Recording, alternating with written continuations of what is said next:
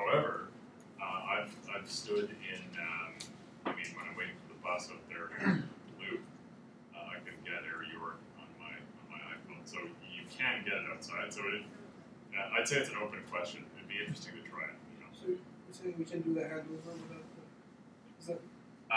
Yeah, basically there's a Ethernet supports its own sort of Wi-Fi supports its own sort of it's not right to call it proprietary, but sort of private handover method where if you go from this access point to this access point, you're supposed to stay connected.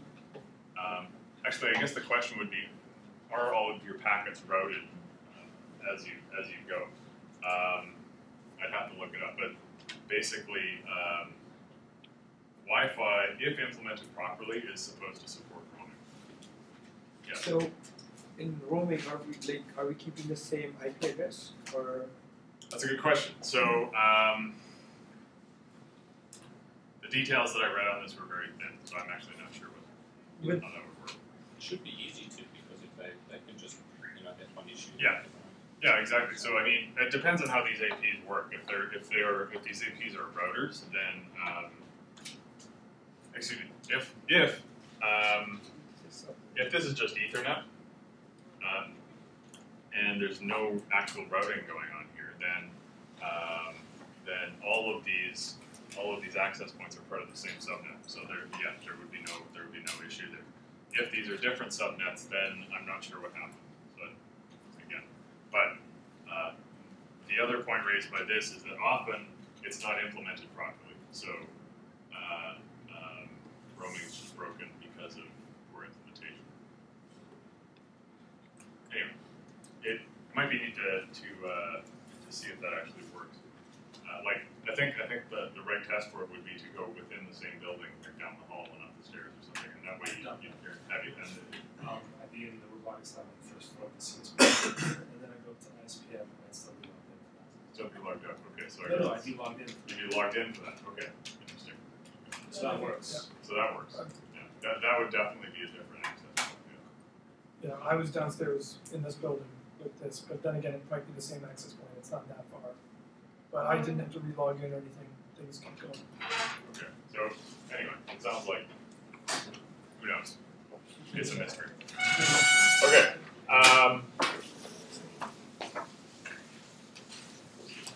So that's as far as we need to talk about. Wi-Fi architecture. This is your basic diagram. This is what it looks like. All you really have are access points. As far as the protocol is concerned,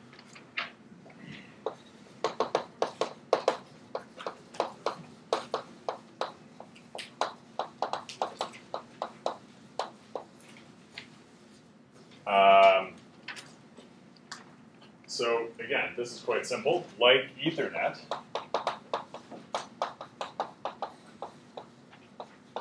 only the bottom two layers are implemented. So that makes a lot of sense. Ethernet is basically a point-to-point protocol. So if you plug into the Ethernet, basically you're connected to all of the computers that share the same that share the same medium, and in order to get to a different computer on a different network, you need some kind of routing. So that's actually not implemented in Ethernet; it's implemented by higher layers.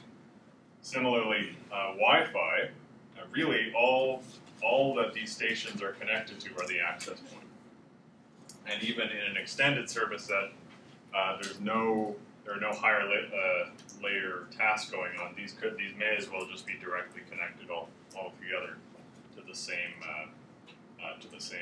logical Ethernet wire. And routing is accomplished at higher layers for things like this gateway to the Ethernet. So that's intentional,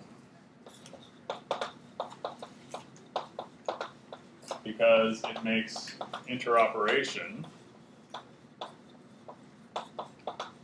with Ethernet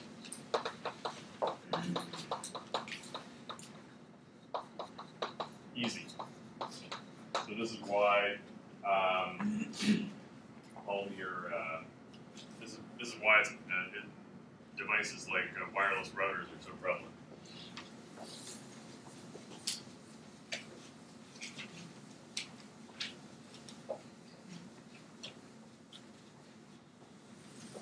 So in other words, and this will be figure 2.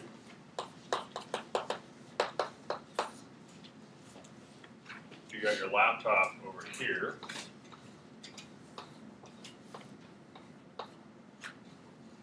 And this, your laptop is using Wi-Fi. Basically, Wi-Fi is taking care of the physical layer and the MAC layer. All of the higher layers, let's say IP at the network layer, TCP as the transport layer, and the application that you're running. None of those are really implemented in Wi-Fi. So these 2 layers are covered by 802.11. You're connected to a wireless router, let's say.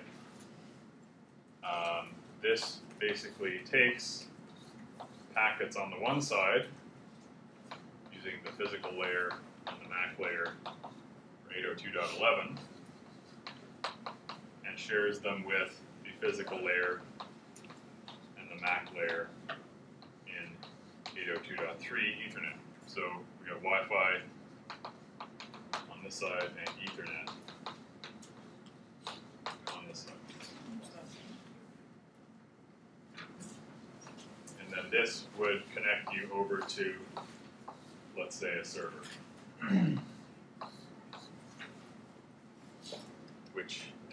So this side is 802.11, and this side is 802.3. And 802.3 itself only implements the bottom 2 layers, physical and MAC. And everything else is taken care of by something else.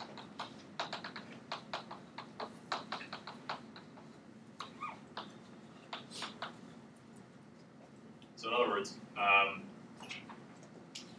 these bottom 2 layers are basically the responsibility of local area networks. Everything higher is done by something else, IP by routing, or routing by IP, excuse me, flow control by TCP, and whatever you're doing, like your web browser or whatever, that's by the application layer.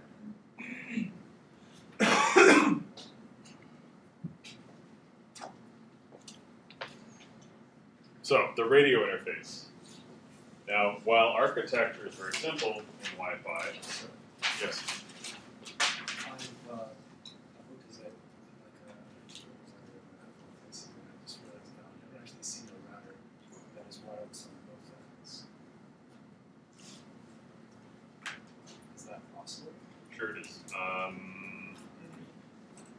Basically, you could have, well, okay, so think about this. Or features. Yeah. What you could do, okay, so I've actually never seen a commercial product do this, but basically you could have 2 access points in the same box, implementing different address ranges. That would be a wireless router with wireless at both ends. Question back here. Oh, and just on that point, what I'm doing at home right now is there's a wireless router with modded firmware that captures the signal from one wireless network, turns it into a wired connection that you can connect to, and then there's a router on that rebroadcasts it as a different wireless network entirely. That would do it too. So like basically take two of these guys and wire them together. That can happen. That's why. Look at that, because I have all the wired devices. You have a lot of time on your hands? Or that, whatever. Stealing football engineering. That's right. That's right.